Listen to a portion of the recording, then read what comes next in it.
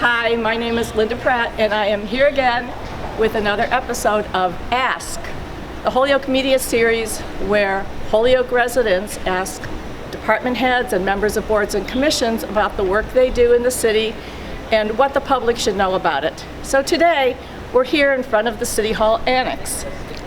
The City Hall Annex is next to City Hall itself. I think most people know where City Hall is because it's such a big and imposing building.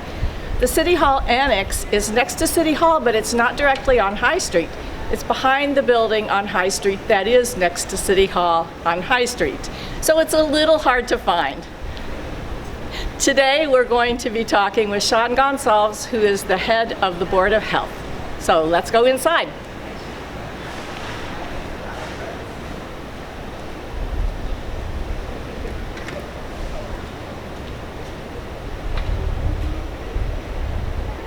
What are the reasons that people contact your office? So the Board of Health, we actually have a lot of functions, and so they can be pretty wide-ranging that someone would contact us. The most common, I think, is housing issues. If you have an apartment or a house that you rent and you have issues there, that would be the most frequent reason people contact us.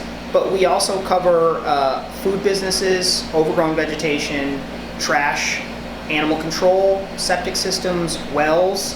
We have a public health nurse, and she handles communicable diseases and other more medical related functions. We do pools, we do nail salons, we do body art, and there's actually more, but I'm not going to go on the whole list. Wow, that is a lot. So how many people work in your office for all those things that you have to do? Right now we have 9, and we also have a code enforcement officer who's sort of here on loan from the police department, but typically we have 10. 10 people. So you have a nurse, you have code inspection. What are some of the other positions? So we have 2 clerks. We have the public health nurse, we have the code enforcement officer, we have the animal control officer, and then we have our inspectors who are referred to as sanitarians. Okay, great. Well, thank you for that information. So if someone calls you and they have a complaint or a question, what kind of information do you need from them? I think most importantly, we need a phone number that works to reach you at. Above anything else, the most important thing for us to do is to be able to contact you if you have questions. If we're not certain how to access the area you're complaining about, if we need access to the building that you have issues with, if we need a little bit more information about when the issues are occurring, because things aren't always constant, right? They might be intermittent or only at night. So that's the number one, but a name, a phone number, and as close to the exact address as you can get, because we also have to find the complaint. Right. And then what's the best way to get in touch? Is it phone calls? Is it emails? Does it not matter? Phone or email. There are 9 of us, so if you call, there's a pretty good likelihood that someone's going to be able to pick up the phone. But we also have a pretty easy email address, which is just BOH, as in Board of Health, @holyoke.org. And we'll take any complaint either way. Okay. And then after a complaint is made, what steps do you take to look into it? So once we get a complaint, we fill out a complaint form that we have. It's a pretty stock form, and then I review all of those complaints and I assign them to an inspector on a weekly or bi-weekly basis. And are there things that you get calls about that are not part of your responsibilities, that you have to refer people to other agencies or other departments?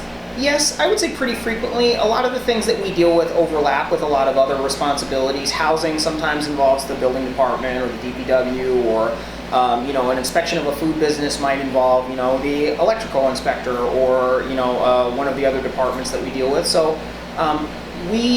if it overlaps, we'll try to bring in that other department. If it's something that's totally not what we handle, we'll do our best to give you the best contact information we can to point you in the right direction. Okay, thank you so much. And as you know, we have a lot of people in Holyoke who have limited English or only speak Spanish. Mm-hmm. So do you have people in your office who speak Spanish? We do. We have a clerk who speaks Spanish, and our animal control officer speaks Spanish. Oh, great. Okay. And we hope to be talking with the animal control officer here in a little while. Is there anything else you would like people to know about the work that the Board of Health does? Well, we do a really wide array of things, as I mentioned, and so I guess what I would say is, please feel free to call and ask. A lot of times we hear from people that they would have called earlier, but they weren't sure, and then whatever challenge they're dealing with got worse over time, just call and ask. If we can get out sooner and we can handle a problem when it's small, it's much easier than when people wait because they're not sure, and then it gets a little bit more complicated. Okay, because I know sometimes people don't like to call with complaints about things, but I don't know how else people in the city find out if citizens don't let them know that they notice things.